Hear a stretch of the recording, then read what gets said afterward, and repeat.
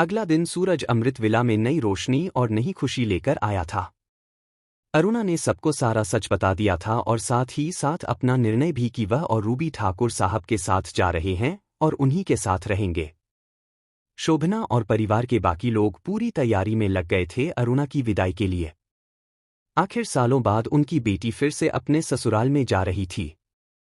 थोड़ी देर में सब तैयारियां हो गई और सब नाश्ते की टेबल पर आ गए। आज बड़ी खुशी हो रही है मुझे। इस दिन को देखने के लिए आंखें तरस गई थी। बेटी अपने ससुराल में सुखी रहे, माँ बाप के लिए इससे बढ़कर और कोई बात नहीं होती, शोभना बोली। गलती मेरी ही थी माँ, मैंने ही ठाकुर साहब को न समझा और ना ही विश्वास किया, पर अब ऐसा कभी नहीं होगा, अरुणा बोली। शिवांश वहां नहीं आया। थोड़ी बातचीत के बाद ही वो लोग जाने के लिए तैयार हो गए। तुझे बहुत मिस करूंगी रूबी, मिताली उसके गले लग गई। मैं मिलने आऊंगी और हम कॉलेज में भी मिलेंगे, रूबी बोली। मैं बहुत खुश हूं तेरे लिए, फाइनली तेरा परिवार पूरा हुआ। मम्मी पापा भैया अब सब है तेरी फैमिली में, मिताली बोली। सर्वेंट ने अरुणा और रूबी का बैग ठाकुर साहब की गाड़ी में रखा। ठाकुर साहब रूबी का हाथ पकड़ आगे बढ़ चले। शिवांश दरवाजे पर खड़ा एकटक उन लोगों को देख रहा था। उसकी हिम्मत नहीं थी कि वह सब साथ जाए अब, क्योंकि वह जानता था कि अरुणा उसका सच जानती है, तो उसकी अरुणा से आंख मिलाने की भी हिम्मत नहीं थी। अरुणा दरवाजे से बाहर निकली और निकलते समय उसने शिवांश का हाथ थाम लिया। रूबी और विक्रांत आगे थे। शिवांश ने नजर उठाकर अरुणा की तरफ से तो अरुणा के चेहरे पर मुस्कुराहट आ गई। आज जब परिवार पूरा हो रहा है तो अपने बेटे को तो अकेला नहीं छोड़ सकती।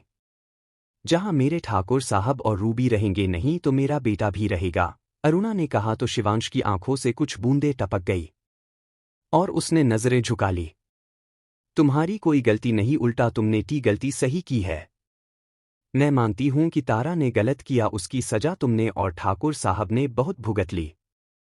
तुम दोनों ने ही उस इंसान की गलती की सजा भुगती है जिसके साथ तुम्हारा कोई वास्ता नहीं रहा। तुम्हारे मन में तो उसकी याद ही नहीं होगी, क्योंकि तुम तब कुछ महीने के थे जब वह चली गई। ठीक उसी तरीके से ठाकुर साहब ने भी उस गलती की सजा भुगती जो उन्होंने नहीं की थी, पर अब किसी को कोई सजा नहीं मिलेगी। मैं अब अपने परिवार में कोई कमी, कोई भी विघटन नहीं चाहती, इसलिए तुम भी आज से हम लोगों के साथ ही रहोगे, अरुणा ने कहा। नहीं मम्मी, आप मुझे मत लेकर जाइए। मैं वापस ऑस्ट्रेलिया चला जाऊंगा। मैं नहीं चाहता कि मेरे कारण घर में या आप लोगों के बीच में कोई भी प्रॉब्लम आए, शिवांश बोला। बच्चों के कारण हमेशा माँ बाप का रिश्ता मजबूत होता है, कमजोर नहीं समझे। और मैं जानती हूं कि मेरे बच्चे ऐसे हैं जो हमेशा कोशिश करेंगे कि उनके माता पिता का रिश्ता मजबूत हो, कमजोर करने का तो सवाल ही नहीं होता। और हाँ, अब मुझे कोई बहस नहीं चाहिए। मैंने कहा ना कि तुम भी साथ में चलोगे तो बस चलोगे, अरुणा बोली तो शिवांश एकदम से उनके गले लग गया। सॉरी मम्मी, जो कुछ भी उन्होंने किया उसके लिए सॉरी। मैं तो उन्हें पहचानता भी नहीं। मैंने न ही उनकी सूरत देखी है और ना ही उन्हें। मेरे लिए तो मम्मी सिर्फ आप हो, क्योंकि मैंने ठाकुर हवेली में आपकी तस्वीर देखी थी और आपको ही अपनी मम्मी माना है। फिर भी मम्मी, जाने अनजाने मेरा उनके साथ एक रिश्ता है, इसलिए इस नाते प्लीज मुझे माफ कर दीजिए। उनकी हर गलती के लिए मुझे माफ कर दीजिए मम्मी, शिवांश ने कहा तो अरुणा की आंखें भर आई और उन्होंने उसकी पीठ पर हाथ रखा और होले से सहलाया। जब गलती नहीं है तो फिर माफी की जरूरत नहीं, अरुणा बोली। थैंक यू मम्मी, शिवांश बोला। थैंक यू बोलने की जरूरत नहीं है, जाओ अपना सामान लेकर आओ, हमें देर हो रही है, अरुणा ने कहा तो शिवांश ने आंखों को पोंछा और कमरे की तरफ बढ़ गया। जाते जाते नजर आनंद पर गई तो शिवांश आकर उसके भी गले लग गया। थैंक यू भैया, यह सब कुछ आपकी वजह से ही हो पाया। आप अगर मदद नहीं करते तो शायद मेरा परिवार कभी पूरा नहीं होता, शिवांश बोला। मैं भी हमेशा यही चाहता हूं कि बुआ और रूबी खुश रहे और उनके साथ साथ अब तुम और फूफा जी भी। तुम एक फैमिली हो और तुम घर के बड़े बेटे। मैं पूरी उम्मीद करता हूं कि तुम आगे भी सब कुछ संभालोगे जैसे अभी संभाला है, आनंद ने कहा। जी भैया, मैं पूरी कोशिश करूंगा, शिवांश बोला और फिर अपने कमरे में जाकर अपना सामान ले आया। वह भी सब लोगों से मिला और उसके बाद अरुणा, ठाकुर साहब, शिवांश और रूबी गाजियाबाद के लिए निकल गए। शोभना ने गहरी सांस ली और उनके चेहरे पर एक सुकून छा गया। वह सोफे पर बैठ गई। बस आज एक और काम पूरा हो गया। अरुणा को हम समझाते समझाते थक गए पर उसने नहीं माना। खैर, जिसकी किस्मत में जितनी तकलीफ लिखी होती है वह उसे सहन करनी ही पड़ती है। यह विक्रांत और अरुणा का नसीब था जो उन्हें मिल गया, शोभना बोली। शिवांश ने अपनी पूरी कोशिश की और अपने माँ के बाप को मिला दिया, अमृत बोले। जी माँ, आज शिवांश ने अपनी माँ के किए पापों को धो दिया, सूरज बोले। और इन सब में आनंद ने भी समझदारी दिखाई, शोभना ने कहा और गर्व से आनंद को देखा। वही खड़ी नंदिता सब बातें सुन रही थी।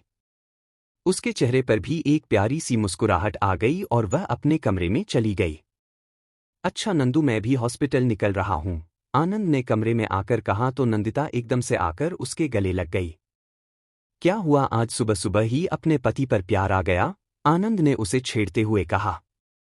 नहीं जी, यह प्यार पति के लिए नहीं है बल्कि उस भाई के लिए है जिसने अपने दोनों छोटी बहन भाइयों की जिंदगी संवारने के लिए थोड़ी सी ही सही पर कोशिश की, नंदू बोली तो आनंद ने उसकी तरफ देखा। मैं शिवांश और रूबी की बात कर रही हूँ। आपने शिवांश की मदद करके बहुत अच्छा किया डॉक्टर साहब। अब एक परिवार पूरा हो गया, नंदू बोली। मुझे जो सच पता था मैंने बस वही बुआ को बताया, आनंद बोला। रिश्ता में ट्रांसपेरेंसी होना बहुत जरूरी होती है डॉक्टर साहब, कई बार एक छोटा सा झूठ गलतफहमी बहुत ज्यादा बढ़ा देता है, नंदिता बोली। तुम ठीक कह रही हो, आनंद ने कहा। क्या मैं इसे अपने और अंजलि के बारे में बता दूं? आनंद ने सोचा। नंदू, मुझे तुमसे कुछ बात करनी है, आनंद बोला। जी कहिए, नंदिता बोली कि तभी आनंद का फोन बज उठा। एक सेकंड, आनंद ने कहा और फोन उठाया। हाँ ठीक है, मैं भी पहुंच रहा हूं, आनंद ने कॉल कट करके नंदू को देखा। अच्छा नंदू, मुझे निकलना होगा, इमरजेंसी है। ठीक है, ध्यान रखना अपना, आनंद बोला और जल्दी से निकल गया। नंदू अपने बाकी कामों में लग गई। आनंद हॉस्पिटल निकल गया क्योंकि इमरजेंसी केस आ गया था और वह नंदिता को चाहकर भी अपने और अंजलि के रिश्ते के बारे में बता नहीं पाया। अपने काम से फ्री होकर आनंद अपने केबिन में आकर बैठा और गहरी सांस ली। अब जल्दी ही नंदू को सारा सच बता दूंगा। वैसे भी अगले हफ्ते वैलेंटाइन डे आ रहा है। उसी दिन उसे प्रपोज करूंगा और अपने प्यार का इजहार करूंगा और साथ ही अंजलि के बारे में भी बताऊंगा, आनंद ने सोचा और कैलेंडर में तारीख देखने लगा। यस, ये ठीक है, उस वीक मेरी एक सेमिनार भी है, 2 दिन की इटली में, वहीं पर नंदू को ले जाऊंगा और एक अच्छे से रोमांटिक हनीमून को भी उसी टाइम प्लान करता हूं, आनंद ने मन ही मन सोचा और तुरंत अपना लैपटॉप खोलकर उसने वैलेंटाइंस डे के बाद के टिकट बुक करा लिए। बस थोड़े से और दिन की बात है नंदू, उसी दिन तुमको सारा सच बता दूंगा और अपने दिल की बात भी। तुम मुझे जरूर समझोगी, बहुत समझदार लड़की हो तुम, आनंद सोच रहा था। फिर ऐसी कोई बात भी नहीं कि ना समझ सको। मैं अपने दिल की बात बता उस दिन को बहुत ही खास बना लूंगा। अब बस बेकरार हूं कहने को कि आई लव यू नंदू, आनंद ने मैं मन ही मन सोचा और फिर अपने काम में लग गया। ठाकुर साहब अरुणा, रूबी और शिवांश को लेकर गाजियाबाद पहुंचे। अरुणा की आंखें भर आई सालों बाद अपने घर को देखकर। उसने भरी आंखों से ठाकुर साहब की तरफ देखा तो ठाकुर साहब ने उसका हाथ थाम लिया। आपका घर है अरुणा और हमेशा आपका ही रहेगा। आपके बिना यह घर बिल्कुल सूना हो गया था और अब तो आपके साथ साथ हमारे बच्चे भी यहाँ आ गए हैं तो सारी मनहूसियत और सुनापन खुद ही खत्म हो जाएगा, ठाकुर साहब ने शिवांश और रूबी की तरफ देखकर कहा तो दोनों आकर उनके गले लग गए। जी ठाकुर साहब, और अब इस घर में कभी खालीपन नहीं रहेगा। जब मेरी रूबी की विदाई होगी तो मेरे शिवा की बहू आ जाएगी इस घर में और फिर हमेशा रौनक ही रहेगी, अरुणा ने शिवांश की तरफ देखकर कहा तो शिवांश के चेहरे पर मुस्कान आ गई। अब आप अपने हिसाब से अपने घर को नया रंग नया रूप दे सकती हो अरुणा। सालों से इस घर में कोई रिनोवेशन नहीं हुआ है। रचना अपने ससुराल चली गई और श्रीकांत भी यहां से दूसरा घर लेकर चला गया। माँ और पापा थे नहीं तो मैंने भी इस घर में कुछ काम नहीं कराया। पर अब तुम फ्री हो, मैं आज ही इंटीरियर डिजाइनर को फोन करके बुला दे रहा हूं। तुम रूबी और शिवांश अपने हिसाब से घर का इंटीरियर और रिनोवेशन करा लो, ठाकुर साहब बोले। जी ठाकुर साहब, साथ ही साथ मैं चाहती हूं कि आप अब शिवांश को अपने साथ ऑफिस ले जाना शुरू कर दो। बेटा बड़ा हो गया है, आपकी जिम्मेदारी जितनी जल्दी संभालेगा उतना अच्छा है। अरुणा बोली। जी बिल्कुल, आपका हुक्म सर। आंखों पर ठकुराइन ठाकुर साहब ने प्यार से कहा तो अरुणा सालों बाद ये शब्द सुनकर शर्मा गई। उसके बाद सब अपने अपने कामों में लग गए। अरुणा एक एक कमरे को गौर से और प्यार से देख रही थी। आखिर इस घर में उसकी और विक्रांत की कई खूबसूरत यादें बसी हुई थी। उसकी आंखें भर आती थी तो विक्रांत उसे आंखों से न रोने का इशारा करते, बदले में अरुणा मुस्कुरा उठती। एक गलतफहमी ने उनकी जिंदगी को बहुत बदल दिया था, पर अब अरुणा ने ठान लिया था कि जो बीत गया सो बीत गया, पर अब वो कभी कुछ भी गलत नहीं होने देगी। उधर हॉस्पिटल में आनंद ने घड़ी देखी जो कि 4:30 बजा रही थी। आनंद ने सिस्टर को कॉल किया। जी सर, सिस्टर आकर कहा। अभी कोई और ऑपरेशन तो नहीं है? आनंद ने पूछा। नहीं सर, अब कोई सर्जरी नहीं है। और ओपीडी मैंने सुबह ही देख ली है, अभी मेरे ख्याल से ओपीडी के पेशेंट भी नहीं होंगे। अगर होंगे तो डॉक्टर मेहता को रेफर कर दो, मुझे घर जाना है जल्दी, आनंद ने कहा। जी सर, हो जाएगा, सिस्टर बोली और निकल गई। आनंद ने तुरंत नंदिता को कॉल लगाया। हेलो, नंदू की आवाज आई। नंदू रेडी रहना, मैं आ रहा हूं थोड़ी देर में। अभी मूवी देखने चलेंगे और डिनर भी बाहर करेंगे, आनंद बोला। लेकिन आपका काम? नंदू बोली। काम मैं मैनेज कर लूंगा, तुम टेंशन मत लो डॉट। और हाँ, मैंने तुम्हारे लिए कुछ ड्रेस खरीदी थी। तुम्हारे कबर्ड में लेफ्ट साइड में नीचे की तरफ रखे हैं, एक बार देख लेना और उनमें से ही कुछ पहनना प्लीज, आनंद ने कहा। मैं देख लूंगी, नंदू बोली और कॉल कट कर दिया। आनंद मूवी के टिकट बुक किए और फिर निकल गया। नंदिता अलमारी खोलकर कपड़े उलट पुलट कर रही थी और फिर उसने आनंद के कहे अनुसार कपड़े देखे। अरे वाह, डॉक्टर साहब ने तो मेरे लिए इतनी सारी शॉपिंग की है और उन्हें मेरा साइज कैसे पता? नंदिता ने मन ही मन सोचा और फिर उसके चेहरे पर मुस्कुराहट आ गई। पर उसे समझ नहीं आ रहा था कि कौन सी ड्रेस पहने। उन कपड़ों में ज्यादातर जींस टॉप और वन पीस मिडी थे। यह कपड़े ससुराल में पहनूंगी तो पता नहीं कहीं कोई कुछ कहेगा तो नहीं। समझ नहीं आ रहा, पर डॉक्टर साहब ने कहा है इन्हीं में से पहनना है। इनमें कोई भी सलवार सूट नहीं है, नंदू सोच रही थी और परेशान हो रही थी कि तभी संध्या कमरे में आई। नंदिता, कुछ कर रही हो क्या? संध्या बोली। नहीं मम्मी जी, कुछ भी नहीं, आइए ना, नंदिता ने कहा। कहीं जाने की तैयारी हो रही है क्या? संध्या ने खुली अलमारी देखकर नंदिता से सवाल किया। जी मम्मी जी डॉट। डॉक्टर साहब का फोन आया था, उन्होंने कहा कि रेडी हो जाओ, अभी हम बाहर जा रहे हैं मूवी देखने और बाहर ही डिनर भी करेंगे, नंदिता ने कहा। अरे वाह, यह तो बहुत ही अच्छी बात है, संध्या बोली। बस आपसे पूछने आने वाली थी मम्मी जी डॉट, नंदू बोली। तो क्या हुआ, इसमें पूछने की क्या बात है? और यहां पर ऐसा पूछने बताने का कोई सिस्टम नहीं है। अपने हस्बैंड के साथ जा रही हो और तुम्हारी पर्सनल लाइफ में तुम बिल्कुल फ्री हो। यहां सबका ऐसा ही है, संध्या बोली। नंदू ने उनकी तरफ देखा। आनंद के साथ में कहीं भी जाने के लिए, घूमने जाने के लिए किसी से परमिशन की जरूरत नहीं है, बस जाते समय बताकर चली जाओ, इतना काफी है, संध्या ने कहा। जी मम्मी जी, मैं ध्यान रखूंगी, नंदू बोली।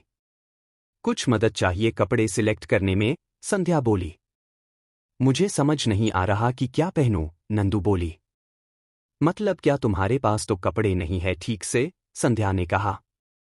नहीं मम्मी जी, मेरे पास बहुत कपड़े हैं और फिर डॉक्टर साहब ने भी बहुत सारे ड्रेस लेकर रखी है, मैं थोड़ी परेशान हूं नंदू बोली।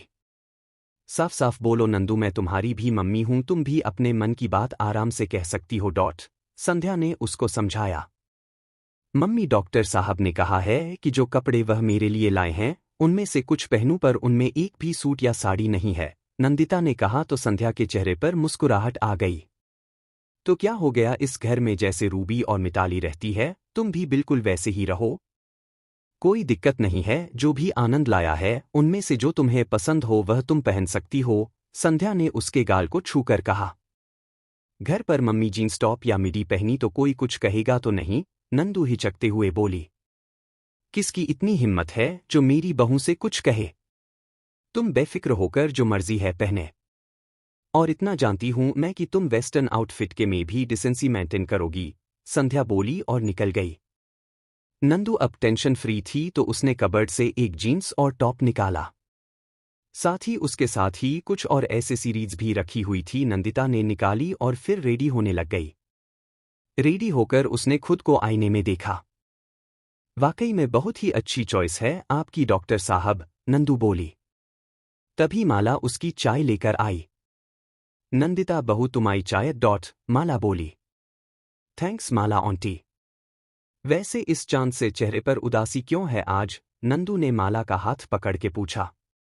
उहे न बनबारी जी। सुनत नहीं और कछु कह दो तो मुंह फुला लेत है, माला बोली। मतलब झगड़ा हो गया? नंदू चाय पीते हुए बोली। झगड़ा नहीं, बस सच बोल गए तो मुंह फुलाए घूम रहे हैं, माला बोली। सच मतलब? नंदू ने कहा। उ माला बोली। अरे बता भी दो, मैं नहीं कहूंगी किसी से, नंदू बोली। रात को, माला बोली तो नंदू मुस्करा उठी। वो होठ है न होठों वाली चुम्मी, माला बोली तो नंदू की आंखें बड़ी हो गई। अब हम बस इतना ही बोले कि मुझे साफ करवा लो, वो होठों वाली चुम्मी में चुभती है, माला बोली तो नंदू पेट पकड़ खिलखिला उठी। आप हम पर हंस रही बहू जी? माला बोली। आप पर नहीं, इस नए शब्द पर, नंदू खुद को संभालते हुए बोली। हाँ तो वही तो बोलत है। अब हम ठहरे अनपढ़ तो वही बोलेंगे।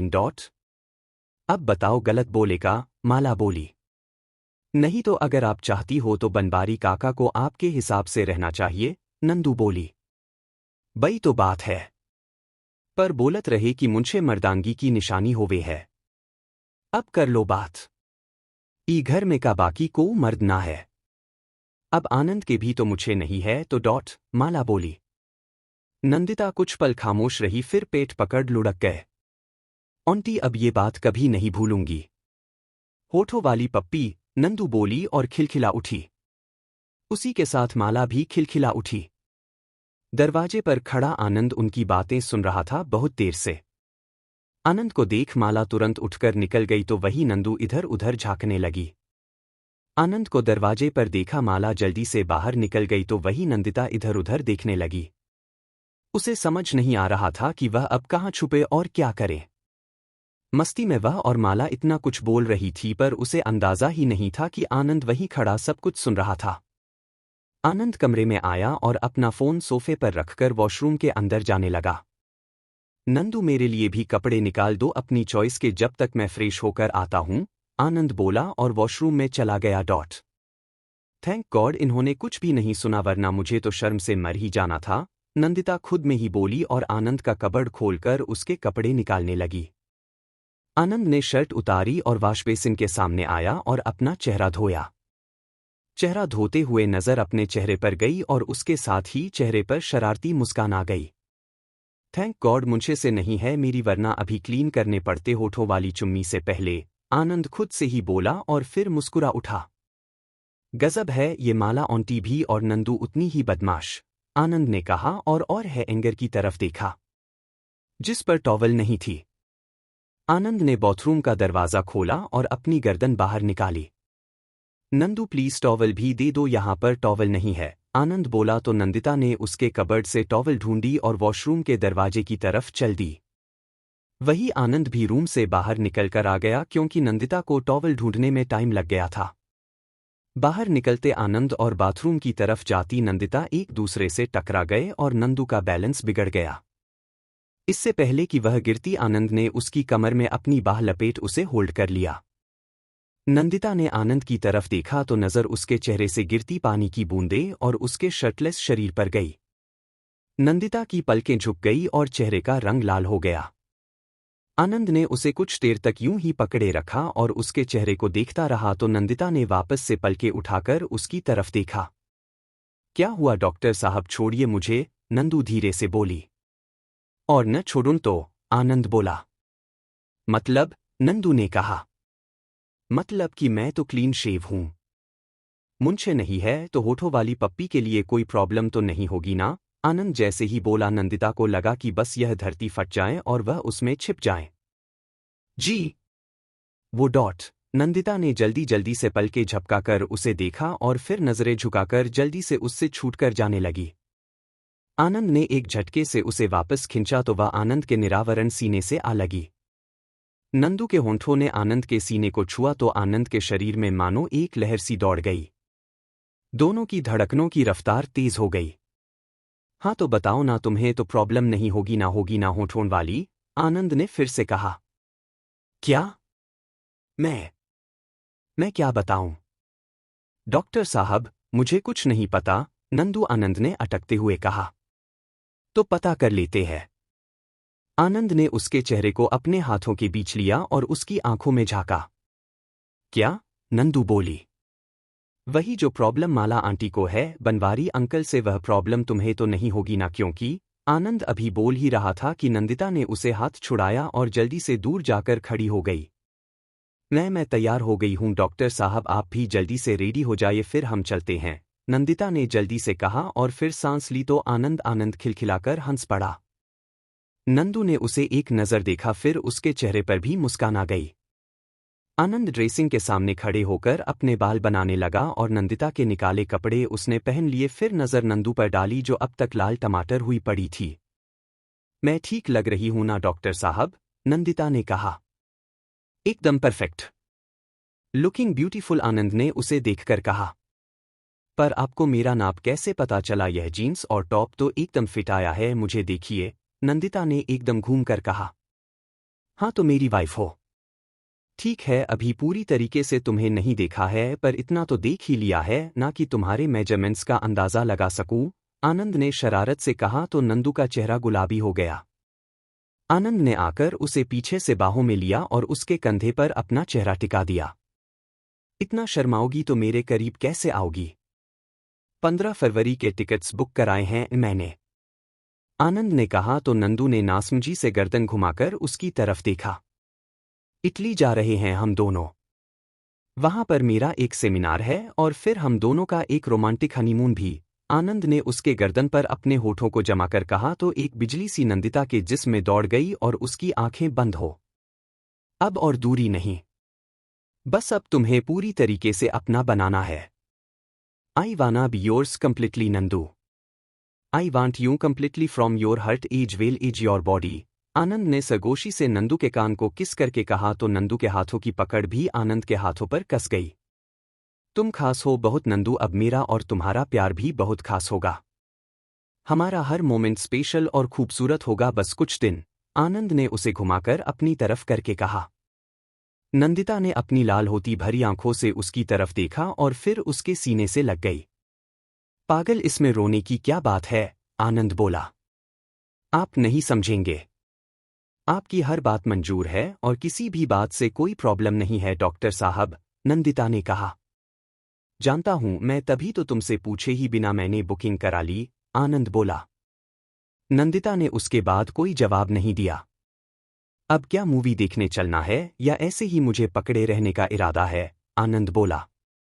तो नंदिता एकदम से दूर हटने लगी। आनंद ने उसे वापस अपने करीब किया और उसके बालों में लगी रबर बैंड को खोल दिया। उसके साथ ही बाल पूरी पीठ पर बिखर गए। कहाँ है ना, खुला छोड़ा करो, मुझे ऐसे ही अच्छे लगते हैं, क्यों बांध लेती हो? आनंद ने कहा तो नंदिता ने बालों को खुला छोड़ दिया और फिर दोनों निकल गए। आनंद ने गाड़ी निकाली और नंदिता उसके बाजू में आकर बैठ गई।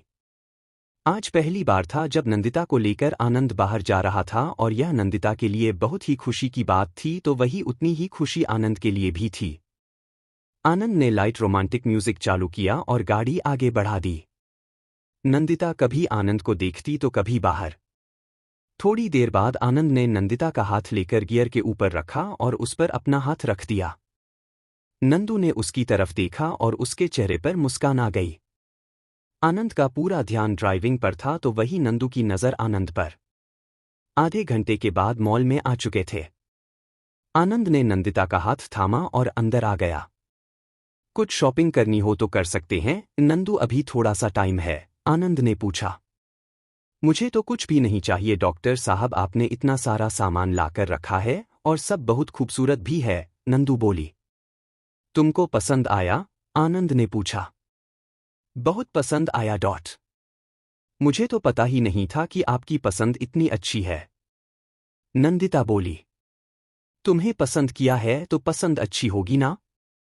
तुमको विश्वास होना चाहिए ना कि तुम्हारे डॉक्टर साहब की पसंद अच्छी है, आनंद ने कहा तो नंदिता ने उसकी आंखों में देखा और फिर नजर झुका ली। जब मेरी आंखों में देखकर नजर झुका लेती हो ना तो दिल करता है कि डॉट। आनंद बोला तो नंदिता ने उसकी तरफ देखा डॉट। क्या? नंदिता बोली। अभी यहां नहीं बता सकता। घर चलकर पूछना बता दूंगा, आनंद बोला और नंदू का हाथ पकड़कर सिनेप्लेक्स की तरफ बढ़ गया। सिनेप्लेक्स में दोनों अपनी सीट पर जाकर बैठे और उसी के साथ मूवी शुरू हो गई। आनंद ने नंदिता के हाथ को अभी भी थाम रखा था। हॉल में अंधेरा होते ही नंदिता ने अपना सिर आनंद के कंधे पर टिका लिया और अपने हाथों को उसकी बाह के इर्द गिर्द लपेट लिया। आनंद ने उसका हाथ छोड़कर उसके कंधे पर अपना हाथ रख लिया और उसे अपने करीब कर लिया। यह हल्की रोमांटिक कॉमेडी मूवी थी जिसे नंदिता और आनंद दोनों ने ही हंस-हंसकर एंजॉय किया और मूवी खत्म होते ही दोनों बाहर आ गए। भूख ज्यादा तो नहीं लग रही ना? आनंद बोला। क्यों? नंदिता ने पूछा। मतलब यहाँ की फूड कोर्ट में ही चलकर खाना है, नहीं तो बाहर एक बहुत अच्छा रेस्टोरेंट है वहाँ चलते हैं, आनंद ने कहा। जहाँ आपकी मर्जी हो डॉक्टर साहब, मुझे बिल्कुल भी जल्दी नहीं है, नंदिता ने कहा तो आनंद ने उसका हाथ थामा और बाहर निकल गया डॉट। दोनों पास ही के एक अच्छे रेस्टोरेंट में आए और एक कोने वाली टेबल पर आ गए। बताओ क्या पसंद है तुम्हें, वही ऑर्डर करता हूँ, आनंद बोला। मुझे सब कुछ पसंद है डॉक्टर साहब, कुछ भी खा लेती हूँ, नंदू बोली। ठीक है फिर, आनंद बोला और उसने दोनों की चॉइस का खाना ऑर्डर किया और फिर नंदू को देखा जो कि मुस्कुरा रही थी। क्या हुआ, तुम हंस क्यों रही हो, मेरा फेस कुछ अजीब लग रहा है क्या? आनंद ने कहा। नहीं तो। मैं हंस नहीं रही हूं, बस ऐसे ही स्माइल कर रही हूं क्योंकि आज मैं बहुत खुश हूं डॉक्टर साहब, नंदिता बोली। आनंद ने उसका हाथ अपने हाथों में थामा और उसे हौले से किस किया। मैं भी बहुत खुश हूं नंदू। आज का दिन बेहद खूबसूरत है, आनंद बोला तो नंदू का चेहरा और चमक उठा। नंदू सॉरी, शादी के बाद मैंने तुम्हारे साथ शायद वैसे व्यवहार नहीं किया जैसा मुझे करना चाहिए था, पर अब मुझे समझ में आ गया है कि हमारा रिश्ता कैसा है और हमें एक दूसरे के साथ और प्यार की जरूरत है। और हमारा रिश्ता तभी मजबूत होगा जब हम एक दूजे को समय देंगे और समझेंगे, आनंद बोला। नंदू खामोश रही। नंदू, इन 2 महीनों में ही तुमने मेरी जिंदगी में बहुत ही खास जगह बना ली है और अब तो तुम्हारे बिना मैं अपनी लाइफ को इमेजिन भी नहीं कर सकता, आनंद बोला तो नंदिता के चेहरे पर बहुत ही सुकून आ गया। डॉक्टर साहब, आपको तो शायद मेरे लिए फीलिंग अभी नहीं आई हो पर मैं तो आपको बता ही चुकी हूं। आपने तब से ही मेरे दिल में जगह बना ली थी जब मैंने आपको पहली बार देखा था। उसके बाद हर दिन हर पल रिश्ता गहरा होता जा रहा है, नंदू बोली। बस, और यह रिश्ता यूं ही और गहरा होता जाएगा नंदू। अगले हफ्ते ही तो हमें जाना है इटली हनीमून पर, आनंद ने कहा तो नंदू का चेहरा गुलाबी हो गया। वहीं दूसरी तरफ कॉर्नर पर बैठी अंजलि की आंखें उन दोनों को साथ में देखकर जल उठी। वह तुरंत पीछे के दरवाजे से बाहर निकल गई और उसने गुस्से से हाथ में पकड़ी कोल्ड ड्रिंक कैन जमीन पर फेंक दी। तुमसे भले मुझे कोई प्यार नहीं था आनंद, पर तुम इतनी जल्दी मुझे छोड़कर आगे बढ़ जाओगे इसकी उम्मीद नहीं थी। हद है, तुमने तो जरा भी इंतजार नहीं किया। शादी कर ली और अपनी बीवी के साथ इतना रोमांटिक हो रहे हो। उसे लेकर हनीमून पर जाने का प्लान कर रहे हो। मुझे इतनी जल्दी भूल गए तुम, अंजलि खुद से ही बोली और फिर जाकर अपनी गाड़ी में बैठकर वहां से निकल गई। आनंद और नंदिता ने डिनर किया, उसके बाद दोनों वहां से निकल गए। आनंद धीमे धीमे गाड़ी चला रहा था और नंदिता बस इन खूबसूरत लम्हों को जी भर के जी रही थी। अचानक ही नंदिता का ध्यान गया कि आनंद बहुत ही आराम से गाड़ी चला रहा है। क्या हुआ डॉक्टर साहब, आज घर जाने की जल्दी नहीं है आपको? बहुत ही धीमे धीमे गाड़ी चला रहे हैं, नंदिता बोली। तुम्हारा साथ है, फिर घर जल्दी जाकर क्या करना है? आज सोच कर आया था कि पूरा टाइम तुम्हें दूंगा। मुझे किसी बात की कोई जल्दी नहीं है नंदू, बस थोड़ा सा टाइम स्पेंड करते हैं साथ, कितना अच्छा लग रहा है ना डॉट, आनंद बोला तो नंदू ने थोड़ा सा सरक के उसकी बाह में अपने हाथ लपेट दिया। आपके लिए जितना भी हो पर मेरे लिए बहुत बहुत खूबसूरत है सब। मैं बहुत खुश हूं आज डॉक्टर साहब। आपने मेरे लिए टाइम निकाला और मुझे बाहर लेकर आए, thank you so much, Nandita ने भावुक होकर कहा। आनंद ने एक तरफ गाड़ी रोकी और नंदिता की तरफ मुड़कर देखा। हक है तुम्हारा नंदू मुझ पर, मेरे समय पर और मेरे प्यार पर भी। आनंद ने अपना सीट बेल्ट खोल उसकी तरफ मुड़ उसके चेहरे को अपने हाथों के बीच थाम कर कहा। जानती हूं मैं, हक है मेरा, पर मुझे कोई भी हक जबरदस्ती नहीं लेना है डॉक्टर साहब। सिर्फ और सिर्फ आपका दिल जीतकर आपकी जिंदगी में जगह बनाना चाहती हूं मैं, और शायद अब मैं इसमें कामयाब हो रही हूं, नंदिता ने आनंद की आंखों में देखकर कहा। जिनका मन साफ होता है नंदू, वह अपनी जगह बना लेते हैं, और तुमने मेरी जिंदगी में, मेरे दिल में हर जगह अपनी एक अलग ही जगह बनाई है। मुझे तो खुद ही विश्वास नहीं होता कि मैं इतनी जल्दी तुमसे जुड़ गया हूं। इतनी जल्दी मैं तुम्हारे इतने करीब आ जाऊंगा मैंने कभी सोचा ही नहीं था, आनंद ने कहा तो नंदू मुस्कुरा उठी। आनंद की नज़र उसके मुस्कुराते होठों पर जा टिकी और उसने झुककर नंदिता के माथे को चूम लिया। नंदिता ने पलकें उठाकर उसकी तरफ देखा तो आनंद वापस से उसकी तरफ झुका और उसके गालों पर अपने प्यार की मुहर लगा दी। आनंद की गर्म सांसें महसूस कर नंदू की पलकें एकदम से बंद हो गई। थैंक यू नंदू, मेरी जिंदगी में आकर मुझे पूरा करने के लिए, मेरी लाइफ को खुशियों से भरने के लिए और मेरे अकेलेपन को दूर करने के लिए, आनंद ने कहा और अगले ही पल नंदिता के होठों पर अपने होंठ रख दिए। नंदिता ने जल्दी से आंखें खोल उसकी तरफ देखा पर आनंद की आंखें बंद देख नंदिता की आंखें खुद ब खुद बंद हो गई और उसका एक हाथ आनंद के बालों और दूसरा गर्दन पर चला गया। आनंद कुछ मिनट धीमे धीमे बहुत ही पोलाइटली उसे किस करता रहा और फिर कुछ ही पलों में उनका किस गहरा और गहरा होता है गया। दोनों की धड़कनें एक लय में बह रही थी और सांसें एक दूसरे में उलझ चुकी थी, पर दोनों ही जैसे एक दूसरे को छोड़ना ही नहीं चाहते थे। दोनों की जिंदगी का यह पहला किस दोनों ही पूरी शिद्दत से महसूस कर रहे थे। काफी देर तक आनंद नंदिता के लबों को चूमता रहा, फिर उसे धीरे से छोड़ दिया। आनंद ने नंदू की तरफ देखा। नंदिता की आंखें बंद थी और चेहरा एकदम लाल हो गया था। आनंद ने उसके गाल पर हाथ लगाकर हौले से सहलाया तो नंदिता ने अपनी आंखें खोल उसे देखा और फिर तुरंत ही पलकें झुका ली। It's amazing, it's just amazing Nandu. सोचा नहीं था कि पहला किस इतना सुंदर होता होगा, आनंद बोला, पर नंदिता ने अभी भी पलकें नहीं उठाई तो आनंद थोड़ा सा और पास आया और उसे अपने सीने से लगा लिया। इतना शर्माने की और नर्वस होने की जरूरत नहीं है नंदू, हम हस्बैंड वाइफ है। And after so many days of our marriage it's normal, Anand बोला, पर नंदू ने कुछ जवाब नहीं दिया, लेकिन उसकी बेतहाशा दौड़ती धड़कनों ने उसके दिल का हाल आनंद से कह दिया। आनंद ने उसकी पीठ पर हाथ रख धीरे से सहलाया और फिर अपनी सीट पर सीधा बैठकर गाड़ी आगे बढ़ा दी। नंदिता की तो हिम्मत ही नहीं हो रही थी आनंद की तरफ देखने की, तो वह विंडो की तरफ देखने लगी, पर उसके चेहरे पर बिखरी लालिमा और मुस्कान को वह आनंद की नज़रों से छिपा नहीं सकी। आज आनंद के साथ उसको बहुत ही खुशी महसूस हुई थी।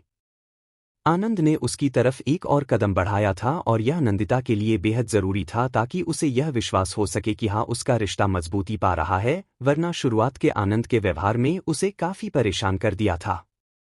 आज तुमको कुछ पल महसूस कर मैंने मानो जन्नत पाली और ये जरूरी था ताकि तुम्हारा इस रिश्ते पर विश्वास मजबूत हो, आनंद खुद से बोला। कुछ पलों बाद नंदिता ने आंख बंद कर ली और आनंद के साथ बीते कुछ देर पहले के लम्हे को महसूस करने लगी।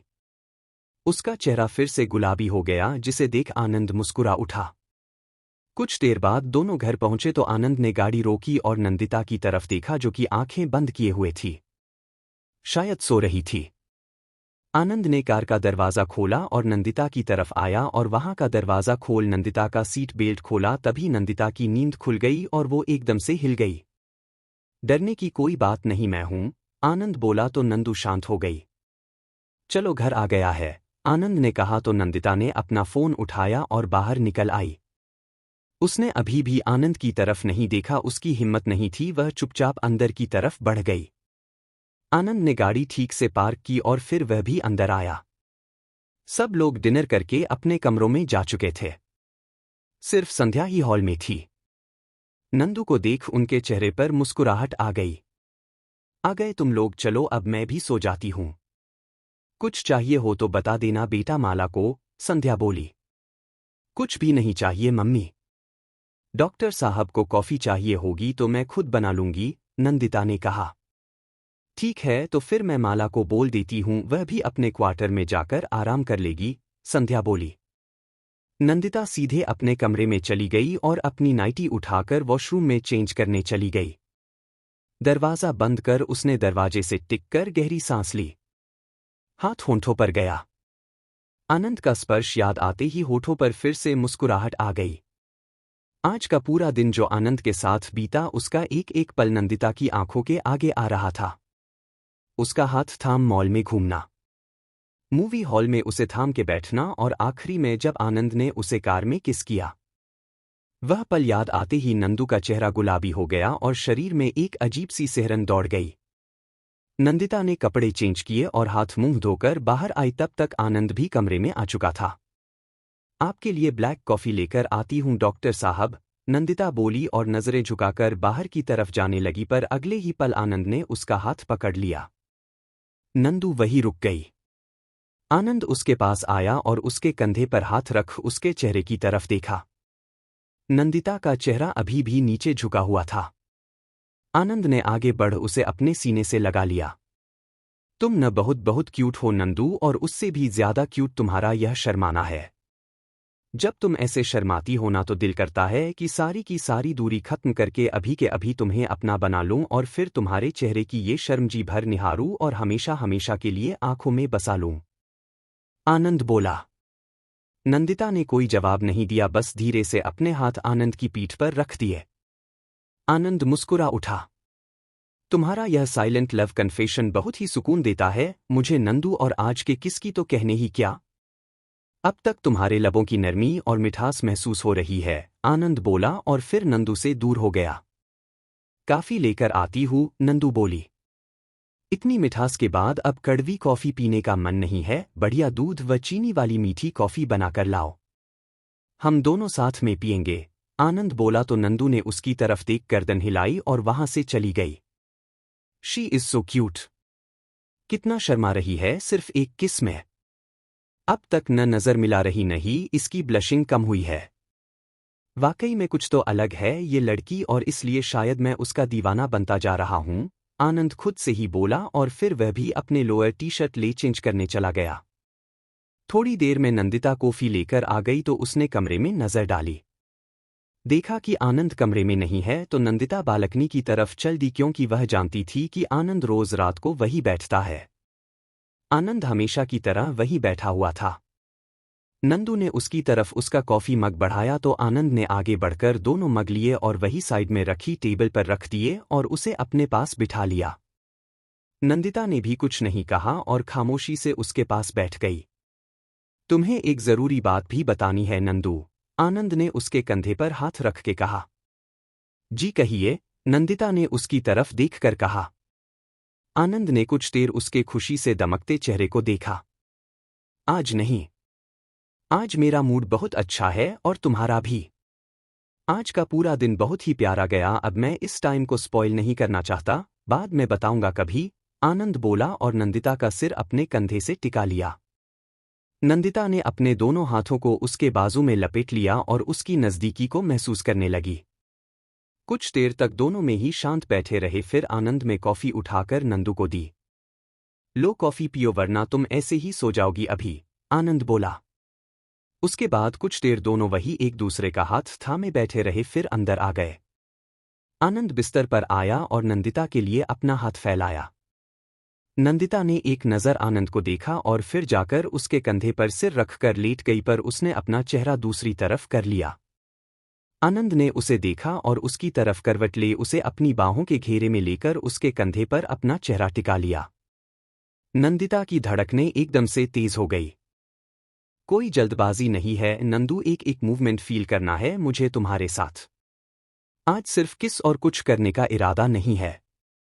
रिलैक्स नंदू, बस तुमको होल्ड किया है, इससे ज्यादा और कुछ भी करने का मेरा इरादा नहीं है, बस तुम्हारे पास तुम्हारे करीब रहना है, तुम्हें फिल करना चाहता हूं और कुछ भी नहीं, आनंद बोला तो नंदू ने खुद को शांत किया। मैं जल्दबाजी में बिलीव नहीं करता नंदू। हमारे रिश्ते को पूरा टाइम देना चाहता हूं, तुम्हें पूरा टाइम देना चाहता हूं ताकि तुम मेरे साथ कंफर्टेबल रहो और मैं तुम्हारे साथ कंफर्टेबल रहूं। हस्बैंड वाइफ के फिजिकल रिलेशन शुरू होने से पहले जरूरी है दोनों एक दूसरे को समझ जाएं, एक दूसरे के मन को समझे, फीलिंग्स को समझे, एक दूसरे के रहन सहन और सोच को समझे तो उनका रिश्ता ज्यादा मजबूत होता है। आनंद बोला तो नंदिता ने करवट बदलकर उसकी तरफ देखा। क्योंकि मेरा मानना है जो रिश्ते दिल से पहले जुड़ जाते हैं उनकी उम्र ज्यादा होती है और वह रिश्ते हमेशा मजबूत रहते हैं, जबकि शरीर से शुरू हुए रिश्ते कई बार कमजोर पड़ जाते हैं। और मैं नहीं चाहता कि हमारा रिश्ता कमजोर पड़े, इसलिए मैं तुमसे रिश्ता पहले दिल की गहराई से जोड़ना चाहता हूं। जब हम एक दूसरे को जान जाएंगे, समझ जाएंगे, एक दूसरे से दिल से जुड़ जाएंगे तो फिर शरीर का मिलना कोई बड़ी बात नहीं है। आनंद ने उसकी तरफ देखकर और बोला तो नंदू ने भी उसकी तरफ देखा। जी मैं समझती हूं आनंद, नंदू बोली। थैंक्स नंदू, मुझे समझने के लिए and of course big thanks for होठो वाली पप्पी। आनंद ने उसे छेड़ते हुए कहा तो नंदू उससे दूर भागने लगी। आनंद ने उसे वापस खींच लिया। सो जाओ, अब बहुत रात हो गई है। आनंद ने उसके सिर को सहलाया तो नंदिता उसके करीब सरक कर आई और उसके सीने पर सिर रखकर आंखें बंद कर ली। आनंद ने भी उसके ऊपर अपने हाथ रखे और उसी के साथ दोनों गहरी नींद में चले गए। सुबह सुबह नंदिता की नींद खुली तो उसने नजर उठाकर आनंद की तरफ देखा और उसके चेहरे पर हल्की सी मुस्कुराहट आ गई। नंदिता बस ऐसे ही अपनी गर्दन उठाकर आनंद को देखती रही और फिर उठकर जाने लगी, पर उसका ध्यान नहीं था आनंद ने उसे अभी भी कमर से होल्ड किया हुआ था। नंदिता ने थोड़ी सी कोशिश की पर वह नहीं उठ सकी तो उसने वापस से अपना सिर आनंद के सीने पर रख लिया। आनंद जो कि जाग गया था, बस आंखें बंद किया था, उसके चेहरे पर नंदिता को ऐसे देख हल्की सी मुस्कुराहट आ गई और उसने नंदिता के बालों में हाथ रखकर हौले से सहलाया। आप जाग रहे हो? नंदू धीरे से बोली। तुमको क्या लगा कि मैं सो रहा हूं और तुम चली जाओगी? आनंद भी धीरे से बोला। नहीं, ऐसा कुछ भी नहीं है। मुझे लगा कि आप सो रहे हैं तो थोड़ी देर और सोने देती हूं, फिर तो पूरा दिन आपको आराम नहीं मिलता है, नंदिता ने कहा। मुझे आदत है नंदू, इसलिए टेंशन मत लिया करो। मेरी आराम की इतनी आदत नहीं, आनंद ने कहा। अभी तक कोई बात नहीं थी डॉक्टर साहब, पर अब मैं हूं आपके साथ तो मुझे आपकी हर बात की टेंशन भी होगी और मैं ध्यान भी रहूंगी कि आपको ऐसा कोई टेंशन ना हो, नंदिता ने कहा और गर्दन उठाकर आनंद की तरफ देखा। चीजें इतनी जल्दी बदल जाती हैं कि कोई सोच भी नहीं पाता है, आनंद बोला। मतलब? नंदिता ने कहा। मतलब जब हमारे रिश्ते की बात हुई थी तो मैंने सोचा ही नहीं था कि तुमसे इतना गहरा रिश्ता जुड़ जाएगा और हम दोनों इतनी जल्दी इतना एक दूसरे को समझने लगेंगे। पर वाकई में सब सच कहते हैं, यह 7 फेरों का बंधन ही कुछ ऐसा होता है कि यहाँ फीलिंग्स खुद ब खुद जुड़ने लगती है, आनंद बोला। पर मुझे तो पूरा विश्वास था कि मैं आपके दिल में जगह बना लूंगी और हमारा रिश्ता बहुत ही मजबूत होगा, नंदिता ने कहा। और तुम सही निकली नंदू, हमारा रिश्ता वाकई में काफी गहरा और मजबूत हो गया है, आनंद बोला तो नंदू के चेहरे पे मुस्कान आ गई। और एक बात, 2 दिन बाद 14 फरवरी को कुछ स्पेशल प्लान किया है मैंने, आनंद ने कहा। क्या? नंदिता बोली। आनंद ने पलटकर उसे नीचे किया और खुद उसके ऊपर उसके दोनों तरफ हाथ रख दिए। नंदू की तो मानो एकदम से सांस ही रुक गई। उसने आंखें बड़ी करके आनंद की तरफ देखा। आनंद ने उसके गालों पर बिखरे बालों को एक साइड किया और फिर उसकी आंखों में झांका। 14 फरवरी को वैलेंटाइन डे है तो कुछ स्पेशल प्लान किया है मैंने हमारे लिए भी, आनंद बोला। क्या स्पेशल? नंदिता बोली। होंठों वाली पप्पी के आगे भी तो सोचना पड़ेगा ना कुछ, आनंद ने कहा तो नंदिता का चेहरा फिर से गुलाबी हो गया और उसने पलकें झुका ली। पूछोगी नहीं? क्या तैयारी? नंदू की उत्सुकता हो गई थी। जो भी है तुम्हें बहुत अच्छा लगेगा।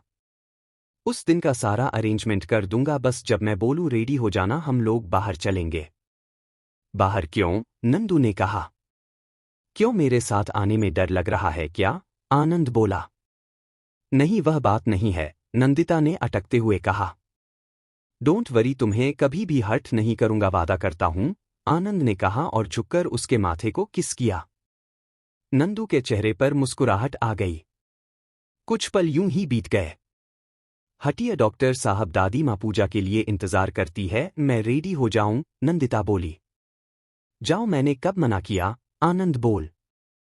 आप हटिए तो, नंदिता ने आनंद की तरह देखकर कहा। आनंद ने नंदिता की आंखों में झांका। जाने दूंगा पर एक शर्त, आनंद बोला। क्या?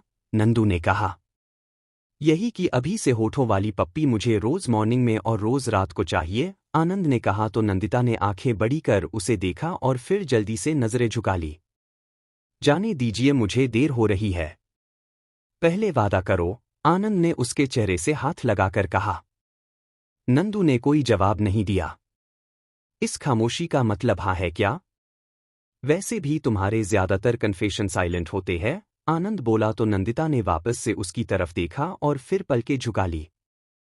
आनंद उसकी इस हरकत पर मुस्कुरा उठा और फिर उसके होठों पर झुक गया। नंदू की आंखें बंद हो गई और आनंद के कंधों पर पकड़ कस गई। एक डीप रोमांटिक स्मूच के बाद आनंद उसके ऊपर से हटकर साइड में आकर लेट गया। नंदिता ने आंखें खोल उसकी तरफ देखा तो आनंद ने होठों पर उंगली रख नंदिता को इशारा किया। नंदू ने आंखें बड़ी करके उसे देखा और फिर जल्दी से उठकर बाथरूम में भाग गई।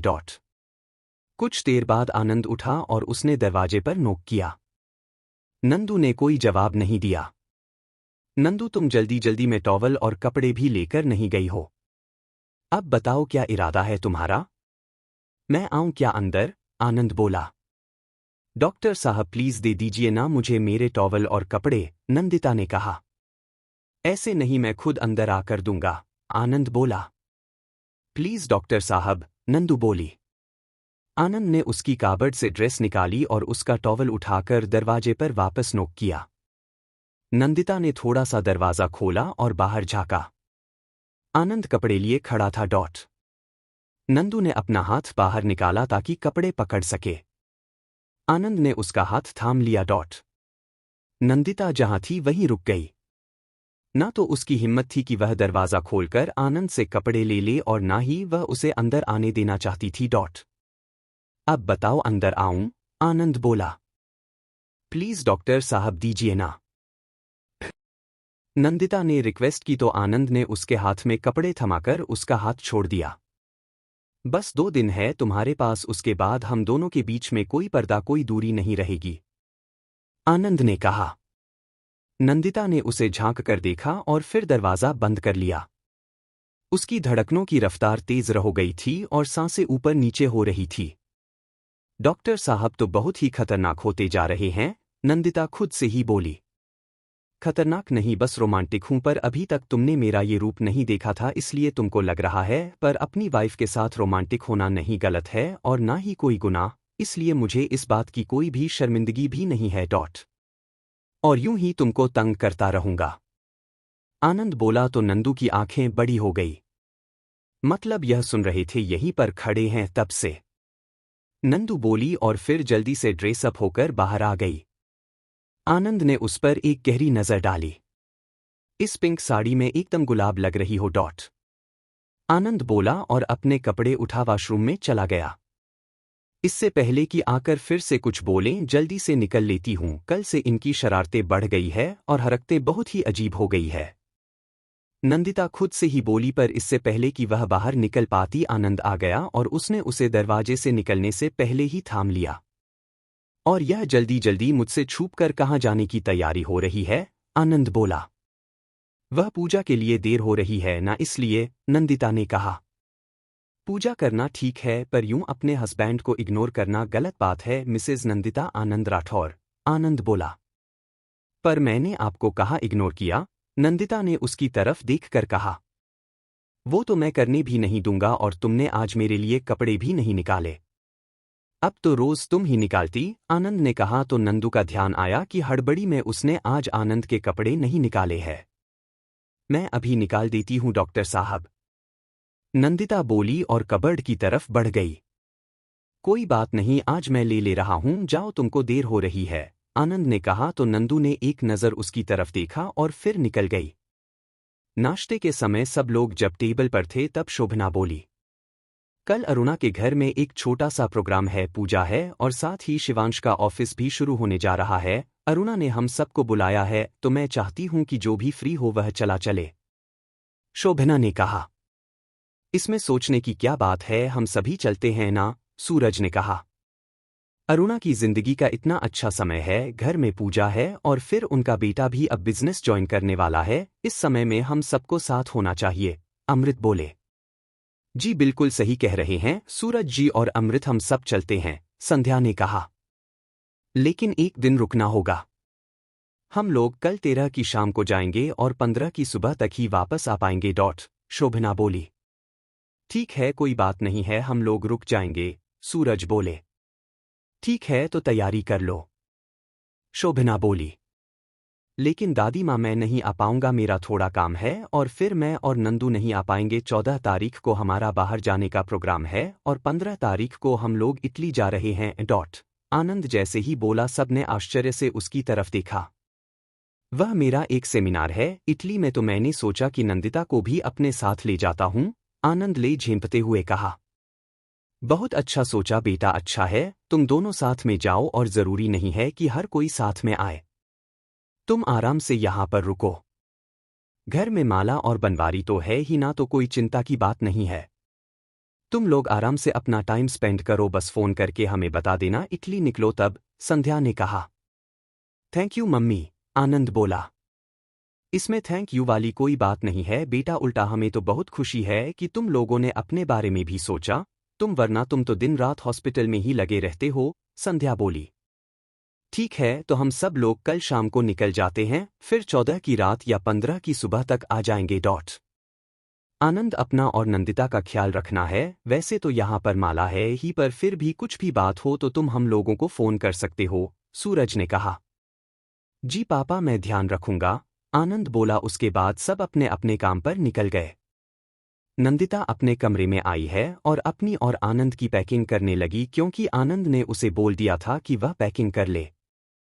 15 तारीख की फ्लाइट थी इटली लिए और 14 तारीख को आनंद ने यहीं पर एक हनीमून स्वीट बुक किया था नंदिता के साथ नाइट स्टे के लिए।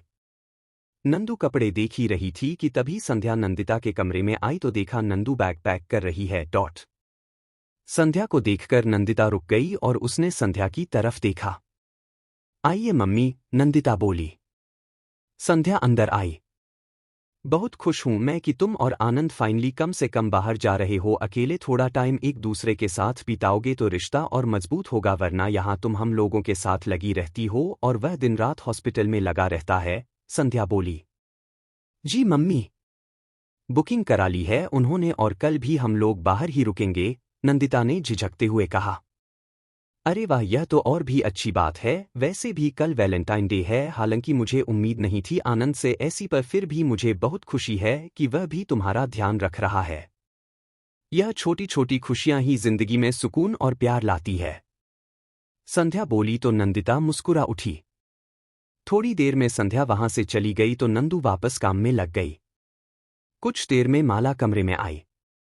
छोटी बहू आपको दादी माँ बुला रही है, माला बोली। उन्हें कहिए अभी आ रही हूं, नंदू बोली तो माला चली गई। नंदू ने पैकिंग कंप्लीट की और फिर शोभना के कमरे की तरफ निकल गई। आपने बुलाया था दादी माँ, नंदिता ने शोभना के कमरे में आकर कहा। हाँ आओ बैठो मेरे पास, शोभना बोली तो नंदिता उनके पास उनके बेड पर बैठ गई। शोभना ने कुछ देर उसकी तरफ देखा, फिर उसके गाल से हाथ लगाया। तुम्हारे और आनंद के बीच सब ठीक तो है ना, शोभना ने कहा। जी दादी माँ सब ठीक है, नंदू बोली। जानती हूं मैं थोड़ा अलग है वो, पर तुमने उसे जितना बदला है इतना बदलाव तो उसमें कोई भी नहीं ला पाया, शोभना बोली तो नंदिता ने आंखें बड़ी पर उनकी तरफ देखा। हाँ बेटा, आजकल आनंद का जो रूप देखने को मिल रहा है उसको हम लोगों ने इससे पहले कभी नहीं देखा। हमेशा अपनी पढ़ाई लिखाई में लगा रहा और जब से डॉक्टर बना है तब से बस हॉस्पिटल और अपने पेशेंट में उलझा रहता है, पर तुम्हारे आने से जिंदगी को दोबारा जीना सीख गया है, शोभना बोली। नंदू बस उनकी बात सुन में मन ही मन खुश हो रही थी। आजकल उसके चेहरे पर मुस्कुराहट रहती है, खुश रहने लग गया है वह। शायद यही एक संपूर्णता का एहसास होता है जो कि एक पति और पत्नी एक दूसरे के प्रेम में जब होते हैं तब उनके जीवन में आती है, शोभना बोली तो नंदिता के चेहरे पर मुस्कान आ गई और उसने गर्दन झुका ली। तुमसे बस एक ही बात कहना चाहूंगी बेटा कि हमेशा उसे यूं ही संभालना, यूं ही प्यार करना और हमेशा उस पर विश्वास रखना, वह कभी भी तुम्हारे साथ कोई धोखा या कुछ भी गलत करने का सोच भी नहीं सकता। इन कुछ दिनों में ही तुम्हें बहुत चाहने लगा है वह, दादी ने कहा तो नंदिता ने उनकी आंखों में देखा। दादी हूं उसकी। 3 साल का था जब से अपनी गोद में पाला पोसा है संभाला है, इसलिए उसकी एक एक हरकत उसके चेहरे के भाव देखकर समझ जाती हूं कि उसके दिल में क्या चल रहा है। आज की तारीख में उसे सबसे ज्यादा प्यार तुमसे है और यही उसके व्यवहार में भी दिखता है, फिर शोभना ने कहा। नंदिता खामोश रही। मेरी जिंदगी का कोई भरोसा नहीं है बेटा, और अब इस घर में भी सबकी शादियां होंगी, सबके परिवार होंगे और सब अपने अपने परिवार में बिजी हो जाएंगे, पर मैं अपने आनंद की जिम्मेदारी तुम्हारे हाथों सौंपकर बहुत खुश हूं। मैं जानती हूं कि तुम हमेशा उसका साथ दोगी, हमेशा उसका ध्यान रखोगी और उसे ऐसे ही खुश रखोगी, दादी ने कहा। जी दादी माँ, मैं पूरी कोशिश करूंगी कि आपको कभी कोई शिकायत का मौका ना दूं, नंदिता बोली। बात यहाँ मेरी शिकायत की नहीं है नंदू बेटा, बात है यहाँ तुम दोनों के रिश्ते की। उस रिश्ते की मजबूती की जिसमें कि मैं तुमसे उम्मीद करती हूं कि तुम कभी कमजोर नहीं होने दोगी। वैसे भी जब बात होती है समझदारी की तो ज्यादातर समझदारी की उम्मीद लड़की से होती है, क्योंकि लड़की के अंदर धैर्य और समर्पण लड़कों से ज्यादा होता है। इसीलिए मैं तुमसे ही बार बार कहती हूं कि तुम आनंद का ध्यान रखना और उसका साथ कभी मत छोड़ना। शोभना बोली। जी दादी माँ, मैं वादा करती हूँ मैं हमेशा ध्यान रखूंगी और कभी भी उनका साथ नहीं छोड़ूंगी, नंदिता बोली। तुमसे मुझे यही उम्मीद थी, दादी माँ बोली तो नंदू मुस्कुरा उठी है। अब जाओ अपनी तैयारियां लगा लो, हम लोग भी वैसे कल शाम को निकल जाएंगे, और आनंद बता रहा था कि तुम्हारा भी 14 तारीख की शाम को कहीं बाहर जाने का प्रोग्राम है। दादी ने कहा तो नंदिता का चेहरा गुलाबी हो गया। अरे दादी से भी क्या शर्माना, और फिर आजकल तो यह रिवाज हो गया है। आजकल तो लड़के सुहागरात मनाने तक के लिए बाहर रिसोर्ट बुक करते हैं, और एक हमारा आनंद यह है जो इतना भोला है कि शादी के इतने दिनों बाद तुम्हें बाहर लेकर जा रहा है। बाकी अर्नव और निमेश तो दुल्हन को विदा कराकर ही सीधे कहीं बाहर लेकर निकल जाएंगे। दादी ने कहा तो नंदिता मुस्कुरा उठी। और हाँ, जिस तरीके से आनंद की दादी के साथ दोस्त भी हूँ वैसे ही तुम्हारी भी हूँ, इसीलिए शर्माने की जरूरत नहीं है, जो चाहो जब चाहो मुझसे बात कर सकती हो तुम, दादी बोली तो नंदिता ने गर्दन हिला दी। दिल्ली साकेत का एक आलीशान बंगला। यह बंगला है नेहा के बॉस शशांक रायचंद का है। शशांक अपने कमरे में बैठा एक एक डायरी देख रहा था। डायरी के कुछ पन्ने पढ़ने के डायरी के अंदर रखी तस्वीर उसने निकाली और उसे छूकर देखा। तस्वीर में 2 बच्चे थे, एक पीली फ्रॉक पहने लड़की और एक नीले बाबा शूट में लड़का। कहाँ हो तुम गुड़िया, कहाँ ढूंढूं तुम्हें? कहीं से कोई खबर मिल जाती तो ढूंढ लेता तुमको, पर मेरे पास कुछ भी नहीं है इस तस्वीर के अलावा, शशांक खुद से ही बोला, और फिर डायरी में फोटो रख दी और दीवार पर लगी तस्वीर को देखा, जिसने एक औरत थी जिसकी फोटो पर हार चढ़ा हुआ था। शशांक उठकर आया और उस फोटो से हाथ लगाया। मम्मी, काश कि आपने मुझे थोड़ा पहले बता दिया होता तो मैं शायद अपनी बहन को ढूंढ लेता। काश कि आपने ऐसा नहीं किया होता। अब इतनी बड़ी दुनिया में मैं उसे कहाँ ढूंढ पाऊंगा। कुछ भी तो नहीं दिया आपने उसकी निशानी के तौर पर इस फोटो और लॉकेट के अलावा। शशांक ने अपने गले में पहने लॉकेट को छुआ। निशानी के तौर पर बस यह एक फोटो है, इस फोटो से मैं कैसे ढूंढूं अपनी बहन को? आपने बताया कि अब मेरे माँ बाप भी नहीं रहे हैं, सिर्फ बहन है, पर मैं अपनी बहन को ढूंढ के रहूंगा, शशांक खुद से बोला और फिर उठकर बाहर आया। नीचे हॉल में शशांक के पापा मिस्टर रामचंद्र डाइनिंग टेबल पर उसका इंतजार कर रहे थे। आओ बेटा, रायचंद जी ने कहा। गुड मॉर्निंग पापा, शशांक बोला और उनके पास वाली चेयर पर बैठ गया। सवेट नाश्ता लगाने लगे। क्या हुआ, आज फिर से तुम्हारा मन दुखी है? रायचंद उसकी लाल आंखें देखकर बोले। कुछ नहीं पापा, बस मन में कभी कभी एक टीस उठती है कि काश कैसे भी करके मुझे मेरी बहन मिल जाए, पर अब तो मुझे कोई उम्मीद ही नहीं रही है। बेटा, मुझे भी इस बात की बहुत तकलीफ है। मुझे वाकई में नहीं पता था कि सरला मुझसे इतना बड़ा झूठ बोल देगी, रायचंद बोले। शशांक ने उनकी तरफ उदासी से देखा। सच कह रहा हूं बेटा, मैंने सरला पर कभी भी दबाव नहीं डाला, ना ही कोई ताना मारा कि उसे औलाद नहीं है। पर ना जाने क्यों उसके मन में यह बात घर कर गई थी कि अगर उसने मुझे बच्चा नहीं दिया तो मैं उसे छोड़ दूंगा, और इसी डर के कारण उसने इतनी बड़ी गलती कर दी। रायचंद बोले तो शशांक की आंखों से आंसू बाहर आ गए। मैं एक प्रोजेक्ट के सिलसिले में जर्मनी गया था। मेरे जाते ही सरला ने मुझे खबर दी कि वो प्रेग्नेंट है। सरला घर में अकेली थी और उसने मुझे फ़ोन कर बताया कि वह मां बनने वाली है। मैं उस समय विदेश टूर पर था और इतनी जल्दी नहीं आ सकता था, पर मैं बहुत खुश था। मैंने उससे कहा भी कि मैं उसे भी वहां पर अपने पास बुला लेता हूं, तो सरला ने इनकार कर दिया और कहा कि वह यहां से मायके चली जाएगी और आराम से रह लेगी। वहां पर सब है उसका ख्याल रखने के लिए, पर सच बात है तो ये थी कि वह कभी अपने मायके नहीं गई बल्कि दिल्ली से भोपाल चली गई और वहां एक कमरा लेकर रहने लगी। वहीं पड़ोस में उसकी एक महिला से घनिष्ठता हो गई थी और वह महिला प्रेग्नेंट थी। सरला गई तो सिर्फ कुछ दिन के लिए थी। अपने किसी दोस्त से मिलने पर उसके मन में चोर आ गया और वो वहीं रुक गई। इस बात की जानकारी किसी को नहीं थी कि सरला के दिमाग में क्या चल रहा था और वो क्या प्लान कर रही थी। उसने उस महिला से दोस्ती बढ़ा ली और इसी दोस्ती की आड़ में धोखा दिया। रायचंद बोले। शशांक खामोश रहा। जब उस महिला ने 2 जुड़वा बच्चों को जन्म दिया तो सरला के मन में पाप और गहरा गया, और जब तुम 15 दिन के थे तो सरला तुम्हें उस औरत के पास से लेकर भाग आई दिल्ली। उसके बाद वह कभी वापस नहीं गई। उसने सबसे यही कहा कि तुम उसके बेटे हो, और वो महीनों से बोल रही थी कि प्रेग्नेंट है, तो किसी ने शक नहीं किया। जब सरला को कैंसर हुआ 2 साल पहले, तब मेरे बहुत पूछने पर सरला ने सिर्फ इतना बताया कि अब तुम्हारे माँ बाप इस दुनिया में नहीं है। वो कहाँ गए भोपाल से कोई नहीं जानता। उनकी एक एक्सीडेंट में मौत हो गई, पर तुम्हारी बहन जिंदा है जो कि अपने किसी रिश्तेदार के यहाँ चली गई है। कहाँ है उसके बारे में कुछ भी पता नहीं है। रायचंद बोले और शशांक के कंधे पर हाथ रखा। तुम और मैं दोनों जानते हैं कि अपनी जिंदगी के आखिरी पलों में सरला ने तुम्हारी बहन और तुम्हारे असली माँ बाप की वह तस्वीर हमें दी जिसमें तुम और तुम्हारी बहन अपने मम्मी पापा के साथ हो। सिर्फ उस तस्वीर से हम उन लोगों को कैसे ढूंढे जो अब इस दुनिया में भी नहीं है। रायचंद बोले। मैं ढूंढूंगा पापा, शशांक बोला। और जिस तरीके से तुम नहीं जानते थे वैसे ही शायद तुम्हारी बहन भी तो तुम्हारे बारे में सिर्फ इतना ही जानती हो कि कहीं तुम हो, पर कौन हो यह बात वह भी नहीं जानती होगी। रायचंद बोले। कोई बात नहीं पापा, मैं कोशिश करता रहूंगा, कभी तो मिलेगी मुझे मेरी बहन। मुझे आपके साथ कोई भी परेशानी नहीं है। मैं खुश हूं कि आपने और मम्मी ने मुझे इतना प्यार किया था, पर जब से सच जाना है तब से बस अपनी बहन को देखना चाहता हूं। जिन लोगों को मैंने नहीं देखा और जो भी इस दुनिया में नहीं है उनसे मुझे कोई लगाव भी नहीं है, पर मेरी बहन इस दुनिया में है और मैं देखना चाहता हूं, उससे मिलना चाहता हूं। शशांक बोला। मैं भी भगवान से प्रार्थना करूंगा कि वह हमें जल्दी मिले।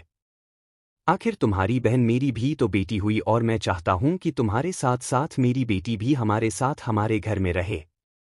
रायचंद बोले। मैं अगले महीने भोपाल जा रहा हूं पापा, कोशिश करूंगा कुछ पता चल सके। शशांक बोला और फिर थोड़ी देर बाद दोनों ऑफिस निकल गए। बेंगलोर। नेहा यहां ट्रेनिंग पर आई थी कंपनी की तरफ से। वह अपनी एक जरूरी फाइल निकाल रही थी कि तभी उसकी डॉक्यूमेंट की फाइल नीचे गिर गई। नेहा ने उसे उठाया और जमाने लगे, तभी उसमें रखे एक फोटो पर नजर गई। परिवार के नाम पर कोई भी नहीं है मेरा। मामा मामी ने तो हमेशा मुझ पर एहसान ही जताया है, पर जानती हूं मैं भैया कि आप हो। कहीं तो हो आप, पर कहाँ हो मुझे नहीं पता। मम्मी पापा ने सिर्फ इतना ही बताया कि जब आप 15 दिन के थे तब कोई आपको चुरा कर ले गया था। मैं तो बस उस दिन का इंतजार कर रही हूं कि शायद किस्मत कभी हमें मिला दे और मेरा कोई अपना सगा कहने के लिए हो। वैसे तो नंदू और भाई साहब भी मुझे बहुत चाहते हैं और अपना मानते हैं, पर फिर भी आपको देखने और आपको मिलने की इच्छा है मन में। काश कि मैं आपसे कैसे भी करके मिल पाती, पर मैं ढूंढूं भी तो कैसे ढूंढूं। इतनी बड़ी दुनिया में आपको कहाँ ढूंढूं। इस फोटो और उस लॉकेट के अलावा तो मेरे पास और ऐसा कुछ है भी नहीं जिससे मैं आपको ढूंढ सकूं। मम्मी ने बताया था कि सैम ऐसा ही लॉकेट आपके पास भी था। क्या पता उस चोर आंटी ने लॉकेट भी फेंक दिया हो, और इस फोटो से कैसे आपको पहचानूंगी।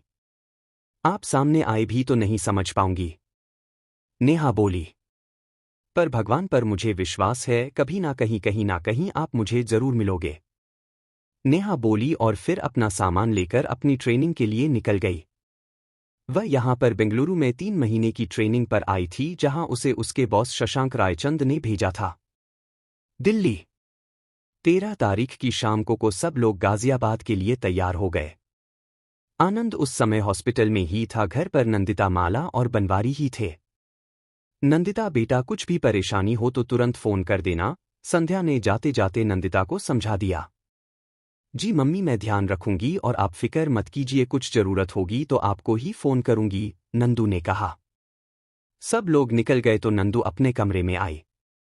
अपने कमरे में आकर उसने फाइनल पैकिंग की और उसके बाद दिवाकर और मधु से बातचीत करने लग गई। रात को 9 बजे आनंद हॉस्पिटल से आया और सीधा कमरे में आ गया क्योंकि नीचे वैसे भी कोई नहीं था। नंदू बालकनी में खड़ी पीछे गार्डन को देख रही थी। आनंद ने आकर पीछे से उसे बाहों में लिया और उसके कंधे पर अपना चेहरा टिका दिया। रात को 9 बजे आनंद हॉस्पिटल से आया और सीधा कमरे में आ गया क्योंकि नीचे वैसे भी कोई नहीं था। नंदू बालकनी में खड़ी पीछे गार्डन को देख रही थी। आनंद ने आकर पीछे से उसे बाहों में लिया और उसके कंधे पर अपना चेहरा टिका दिया। किसके ख्यालों में खोई हुई है मिसेज आनंद राठौर? आनंद बोला। आप ही के ख्यालों में खोई हुई हूं डॉक्टर साहब, नंदिता ने भी उसी अंदाज में जवाब दिया। तो बस आपने हमें याद किया और हम आ गए। हा, आनंद बोला और नंदिता को घुमाकर अपने सामने किया। नंदिता ने उसकी तरफ देखा और सिर्फ उसके सीने से लग गई। क्या बात है, आजकल तो तुम पर भी मेरा असर होता जा रहा है, एकदम से रोमांटिक हो गई हो, आनंद ने उसे बाहों में भींचते हुए कहा। डॉक्टर साहब कुछ भी बोलते रहते हो, नंदू बोली।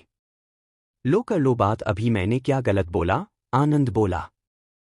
कुछ भी नहीं। आप फ्रेश हो जाइए, मैं खाना जब तक खाना लगाती हूं, नंदिता बोली। अब हम दोनों को ही खाना है तो डिनर यहीं पर लेकर आ जाओ नंदू, आनंद बोला तो नंदिता नीचे चली गई। खाना लगा दें आपका बहूजी? माला ने पूछा। माला आंटी एक काम करो, आप खाना खा लो और आराम करो। मैं मेरा और डॉक्टर साहब का खाना रूम में ही लेकर जा रही हूं, नंदिता ने कहा। ठीक है, हम गर्म कर दे रहे हैं, माला बोली और उसने खाना गर्म करके सर्विंग ट्रॉली में जमा दिया। लो बहूजी हो गयो, माला बोली। ठीक है आंटी, घर बंद कर दीजिए और आप भी आराम करने जाइए, नंदू बोली और ट्रॉली लेकर अपने कमरे में आ गई। तब तक आनंद भी फ्रेश होकर आ गया था। नंदू ने वहीं सेंट्रल टेबल पर खाना लगाया और आनंद का इंतजार करने लगी।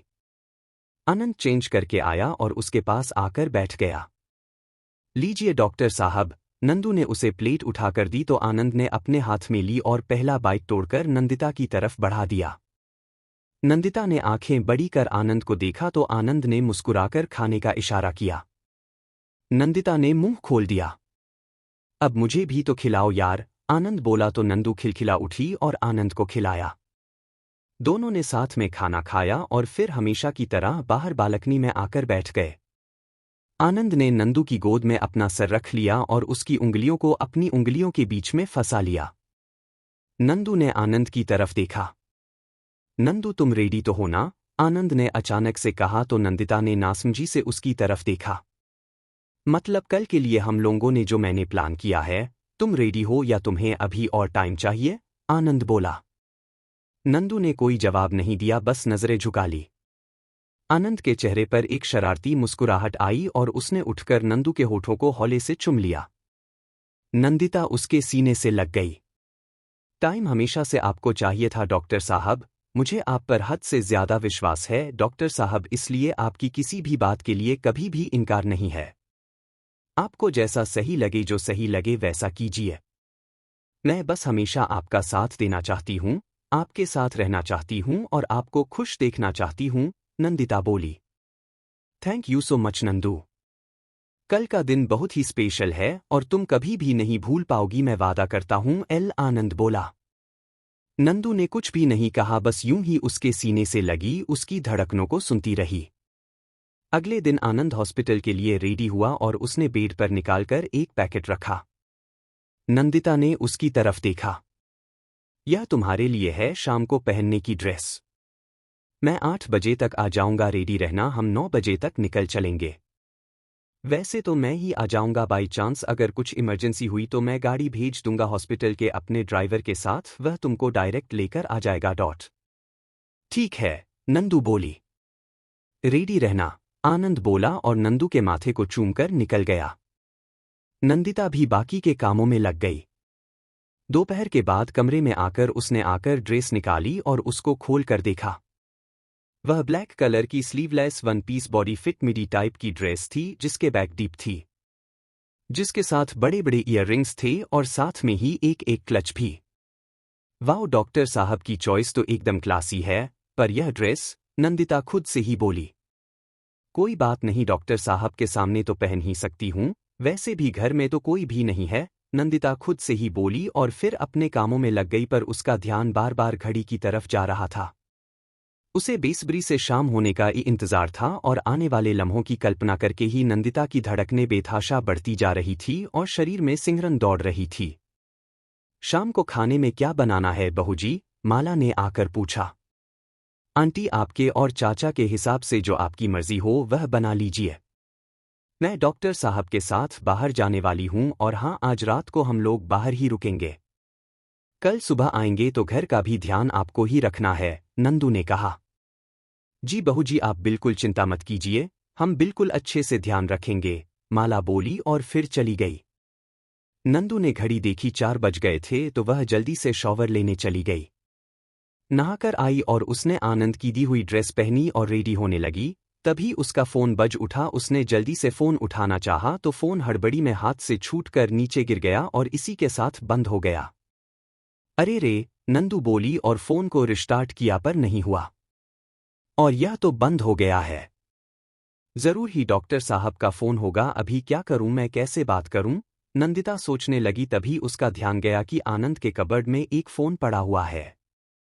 नंदिता ने वह फोन जल्दी से निकाला और चालू करने की कोशिश की पर वह फोन ऑफ था। उसने उसे चार्जिंग में लगा दिया। जब यह चार्ज हो जाएगा तो इसमें अपनी सिम डालूंगी, नंदू बोली और आईने के सामने बैठकर रेडी होने लगी। आंखों में गहरा काजल और लाइनर मस्कारा लगा, होठों पर गहरी लिपस्टिक लगाई, हल्का मेकअप किया और बाल बनाए। तब तक फोन चार्ज हुआ तो उसने फोन को चालू किया। चालू करते हैं, उसमें कई सारे मैसेज के नोटिफिकेशन आए। नंदिता ने बस यूं ही फोन खोल दिया और उसके सामने कुछ मैसेज खुल गए। नंदिता भरी आंखों से एक एक मैसेज पढ़ती जा रही थी और उसका शरीर कांप रहा था। कुछ ही पलों में आंखों से आंसू निकलने शुरू हो गए। नंदिता ने फोन को वही टेबल पर रखा और बिखर गई। नो नो, ये सच नहीं हो सकता, नंदू बोली और आंखों को रगड़ लिया। पूरा मेकअप आंसुओं में धुल गया। नंदू ने गुस्से में ड्रेस उतार फेंकी और ज्वेलरी भी। एक सादा सूट निकाला और पहन लिया। धोखा दिया मुझे, आपने चीट किया, आपने मुझे झूठ बोला, नंदू बोली। बैग निकाल, जल्दी से कुछ कपड़े रखे। अब तक 5:30 बज गए थे। कमरे को वैसे ही छोड़ा वैसे ही बिखरी और रोती हालत में नीचे उतरकर दरवाजे की तरफ बढ़ गई। हॉल में बैठी माला ने उसे देखा तो एकदम से उसके पीछे आई। बहू रानी, कहाँ जा रही हो आप सामान लेकर? माला ने पूछा। जबलपुर, नंदू बोली। पर ऐसे अचानक? आप तो अभी तो आनंद भैया के साथ जाने वाली थी ना? माला ने कहा। बहुत कुछ अचानक ही हो जाता है, नंदू बोली। माला समझ गई कि कुछ गलत हुआ है। नंदिता, बहू मत जाओ, आज घर में कोई नहीं है। भले नौकरानी हूं पर मेरी जिम्मेदारी है, मैं न जाने दूंगी, माला बोली और नंदू का हाथ पकड़ लिया। ठंडे दिमाग से सोचो बहूजी, यूं नाराजगी से बात बिगड़ जाती है, माला बोली तो नंदू ने आंखें बंद की और गहरी सांस ली। उसके कानों में कुछ आवाजें गूंज उठी। मैं तुम्हें कुछ बताना चाहता हूं नंदू, लेकिन आज नहीं, आज का दिन मैं स्पॉयल नहीं करना चाहता, पर तुम्हें जल्दी ही बताऊंगा। आनंद की आवाज आई। आनंद तुम्हें बहुत चाहता है, कभी भी उसका साथ मत छोड़ना, वह कभी भी तुम्हारे साथ कुछ भी गलत नहीं करेगा। दादी की आवाज आई। नंदिता ने आंखें खोली पर आंसुओं का रुकना अभी बंद नहीं हुआ था। बताओ, हमें क्या हुआ है? माला उससे बार बार पूछे जा रही थी कि क्या हुआ क्या हुआ। नंदिता ने कोई जवाब नहीं दिया, बैग वहीं छोड़ा और सीधा अपने कमरे में दौड़कर चली गई। क्या हुआ बहूजी को? लगता है कोई बात हो गई है, माला ने सोचा और जल्दी ही अपने फोन से आनंद को कॉल लगाया। हाँ चाची, मैं थोड़ा देर से आऊंगा, नंदू को बता दीजिए, उसका फोन ही नहीं लग रहा है। आनंद बोला। आनंद बेटा अभी आ जाओ, माला बोली और उसने सारी बात आनंद को बता दी। पर क्या हुआ बताया उसने? आनंद ने पूछा। नहीं पता भैया, कुछ भी। बहुत ज्यादा दुखी है, रोए जा रही थी और बैग लेकर घर से निकल रही थी।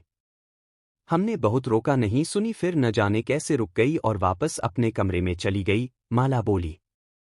ठीक है, उसका ध्यान रखना, देखना कि वह घर से बाहर ना निकले। मैं आता हूं, आनंद बोला और हॉस्पिटल से तुरंत निकल गया। नंदिता दौड़ती हुई कमरे में आई और जल्दबाजी ने उसका पैर नीचे पड़ी एक ज्वेलरी पर पड़ गया और उसी के साथ खून निकलने लगा।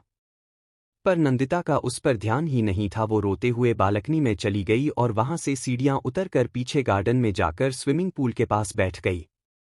उसे दिमाग में कई बातें गूंज रही थीं। आधे घंटे में आनंद घर पहुंचा तो देखा माला बेचैनी से हॉल में घूम रही थी। उसकी नजर ऊपर नंदिता और आनंद के कमरे पर थी। क्या हुआ माला आंटी, कहाँ पर है नंदू? आनंद ने आते ही पूछा। कमरे से बाहर नहीं निकली है, हम कमरे पर ही नजर रखे हुए हैं, माला ने कहा। आनंद ने एक नजर दरवाजे के पास रखे कपड़े के बैग पर डाली और तुरंत कमरे की तरफ बढ़ गया। जाते जाते उसने माला की तरह पलट कर देखा।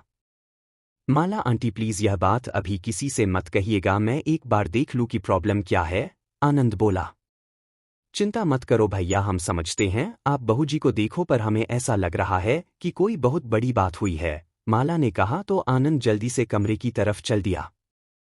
कमरे का दरवाजा खुला ही हुआ था। आनंद ने कमरे में कदम रखा तो देखकर शॉक्ड रह गया। पूरा कमरा अस्तव्यस्त था, बेडशीट नीचे गिरी हुई थी और उसी के साथ आनंद की लाई हुई वह ड्रेस भी। इधर उधर ज्वेलरी फैली हुई थी। आनंद कमरे के अंदर आया तो सेंटर टेबल पर रखे नंदिता और खुद के पुराने फोन पर नजर गई। आनंद को तुरंत समझ में आ गया कि प्रॉब्लम क्या है। वह आगे बढ़ा, तभी फर्श पर गिरी हुई खून की बूंदों पर नजर गई तो दिल बैठ गया। ओह गॉड, क्या किया है इस लड़की ने, आनंद खुद से ही बोला और जल्दी से जाकर सेंटर टेबल पर से फोन उठाकर देखा। फोन में पहले से ही मैसेज बॉक्स खुला हुआ था और उसमें आनंद और अंजलि के मैसेज खुले थे। आनंद के चेहरे पर तनाव आ गया। उसने गहरी सांस ली और चारों तरफ नजर दौड़ाई, पर नंदिता कहीं पर दिखाई नहीं दी। नंदू, आनंद ने आवाज लगाई पर कोई जवाब नहीं आया। नंदू कहाँ हो तुम, प्लीज मेरी बात सुनो, आनंद बोला पर अभी कोई जवाब नहीं आया। आनंद ने जल्दी से जाकर बाथरूम का दरवाजा खोला पर नंदिता वहां पर नहीं थी। कहाँ गई ये, आनंद बोला और दौड़ के बालकनी में आया। नंदू वहां भी दिखाई नहीं दी। कहाँ गई ये लड़की, आनंद ने खुद से बोला कि तभी नजर पीछे गार्डन में स्विमिंग पूल में अपने पैर डुबोए बैठी नंदिता कर गई। आनंद ने गहरी सांस ली और तुरंत सीढ़ियां ऊपर पीछे गार्डन में आया। गार्डन में अंधेरा हो गया था, हल्की हल्की रोशनी वहां पर लगे नाइट बल्ब के कारण थी। आनंद भी नंदिता के पास बैठ गया। उसके आने का एहसास हो गया था नंदू को, पर नंदिता ने उसकी तरफ नहीं देखा। उसकी आंखों से आंसू बहने लगे थे जो कि अब तक रुक चुके थे। आनंद ने धीरे से उसके हाथ पर हाथ रखा। कितना विश्वास किया था मैंने आपके ऊपर, अचानक से नंदिता की आवाज आई तो आनंद ने उसकी तरफ देखा। नंदिता अब भी सामने ही देख रही थी, उसने आनंद की तरफ नहीं देखा। Please Nandu let me explain, Anand बोला। मैं पागल यही सोचती रही कि हाँ आप सही कह रहे हो, आपको समय चाहिए। शादी अचानक से तय हुई, आप उसके लिए तैयार नहीं थे। मैंने यह सोचा ही नहीं कि आप शादी के लिए नहीं बल्कि मुझसे शादी के लिए तैयार नहीं थे, नंदिता बोली और दूसरे हाथ से अपने आंसुओं को पोंछने लगी। तुम मुझे कुछ कहने का मौका तो दो नंदिता, आनंद ने कहा। एक एक पल, एक एक लम्हा इंतजार किया आपका। आज नहीं तो कल आपके दिल में जगह बन ही लूंगी, पर मुझे क्या पता था कि यह दिन कभी नहीं आएगा। जिस दिल में पहले से ही किसी और का प्यार बसा वहां कैसे जगह बना पाऊंगी, नंदिता ने दुखी होकर कहा, पर अब भी आनंद की तरफ नहीं देखा। तुम गलत समझ रही हो नंदू, आनंद ने कहा। गलत ही तो समझती आ रही थी अब तक, गलतफहमी में ही जी रही थी। आज ही तो सारा सच सामने आया है मेरे। कितना विश्वास किया था मैंने आप पर मैंने नहीं सोचा था कि मेरे प्यार और विश्वास की धज्जियां यूं उड़ाओगे आप, नंदिता ने कहा। मैंने तुम्हारा विश्वास नहीं तोड़ा है नंदू, आनंद परेशान होकर बोला। शुरू से जब आप मुझे इग्नोर करते थे, आपने मुझे फोन नहीं किया, जब आप मुझसे दूर दूर रहे, हर पल मेरे मन में आता था कि कहीं कुछ गलत तो नहीं है, कहीं ऐसा तो नहीं है कि आप रिश्ते के लिए तैयार नहीं है। और हर बार आप मुझे बेवकूफ बना देते थे कि नहीं ऐसा नहीं है, आपको थोड़ा सा समय चाहिए डॉट, आप अभी रिश्ते के लिए तैयार नहीं हो डॉट। और मैं बेवकूफ आपकी बातों में आ जाती थी। मेरे अंदर तो इतनी चालाकी भी नहीं है कि मैं इसका दूसरा पहलू भी सोचती। नंदू प्लीज, आनंद बोला। मैंने एक बार भी नहीं सोचा कि आपकी जिंदगी में पहले से ही कोई है, इसलिए आप मेरे करीब नहीं आ रहे हैं, इसलिए आप मुझसे बात नहीं करते हो, इसलिए आप मुझसे दूर दूर भागते हैं डॉट, नंदिता बोली और उसी के साथ उसका रोना तेज हो गया। आनंद से बर्दाश्त नहीं हुआ, उसने खींचकर उसे अपने सीने से लगा लिया। नंदू रोना बंद करो ना प्लीज, आनंद बोला तो उसका रोना और भी ज्यादा तेज हो गया और उसने आनंद के ऊपर अपनी पकड़ नहीं बनाई। Please Nandu listen to me, please let me explain, listen to me once Nandu. जैसा तुम सोच रही हो वैसा कुछ भी नहीं है, मेरे दिल में ऐसा कुछ भी नहीं है, कोई नहीं है मेरे दिल में तुम्हारे अलावा। आनंद ने उसको समझाने की कोशिश पर नंदू चुप नहीं हुई और आनंद से दूर हटने लगी। वो पास थी, नंदू आज सिर्फ तुम हो और कोई नहीं, please try to understand Nandu, please रोना बंद करो और मेरी बात सुनो, आनंद ने कहा पर उसका रोना अभी भी बंद नहीं हो रहा था। आनंद ने उसे खुद से अलग किया और उसका चेहरा अपनी हथेलियों के बीच ले लिया। तुम्हारी हर बात का, हर सवाल का जवाब दूंगा मैं, पहले सिर्फ और सिर्फ मेरी एक बात सुन लो, आनंद बोला। नंदिता ने उसकी तरफ नजर उठाकर नहीं देखा, बस उसके आंसू निकल रहे थे। कहा है न, ये आंसू मुझे तकलीफ देते हैं, मेरी बात सुनो नंद, आनंद बोला। नंदू ने अभी भी कोई जवाब नहीं दिया और ऐसे ही सिसकती रही। I love only you Nandu, सुना तुमने, सिर्फ तुमको चाहता हूं। आनंद ने उसके चेहरे को अपनी हथेलियों के बीच लिया और उसके होंठों पर अपने होंठ रख दिए और उसे किस करने लगा। नंदिता ने उससे दूर होने की कोशिश की तो आनंद ने उस पर पकड़ और भी ज्यादा कस दी। जब नंदिता शांत हुई तो आनंद ने उसे धीरे से छोड़ दिया। नंदिता में अपनी लाल भरी हुई आंखों से उसकी तरफ देखा। पहले क्या था क्या नहीं था, सब कुछ मैं तुम्हें बता दूंगा नंदू, एक एक बात बताऊंगा, कुछ भी नहीं छुपाऊंगा तुमसे, एक एक सच बताऊंगा तुम्हें, पर आज का सच तो सुन लो पहले प्लीज, आनंद ने कहा। नंदू भरी आंखों से अभी भी उसे एकटक देख रही थी। आज का सच ये है नंदू कि मैं सिर्फ और सिर्फ तुमसे प्यार करता हूं। पुरानी बातों को मैं यह नहीं कह रहा कि तुम भूल जाओ और ना ही तुम भूल पाओगी, पर आज के सच के आगे उनकी कोई वैल्यू नहीं, आनंद बोला। नंदू खामोशी से उसे देखती रही। आज की तारीख का सिर्फ और सिर्फ एक सच है कि मैं तुम्हें बेइंतहा मोहब्बत करता हूं, सिर्फ और सिर्फ तुम्हें प्यार करता हूं नंदू, तुम्हारे साथ रहना चाहता हूं, अपनी पूरी जिंदगी की प्लानिंग तुम्हारे साथ की है, एक एक लम्हा तुम्हारे साथ जीना चाहता हूं, हमारी एक प्यारी सी फैमिली सिर्फ तुम्हारे साथ बनाना चाहता हूं, हमारे छोटे छोटे बच्चों के लिए तुम्हारे साथ रातों को जागना चाहता हूं, हर रात तुमको बाहों में लेकर सोना चाहता हूं और हर सुबह सबसे पहले तुमको देखना चाहता हूं, आनंद बोला तो नंदू की भरी आंखें फिर से बहने लगे।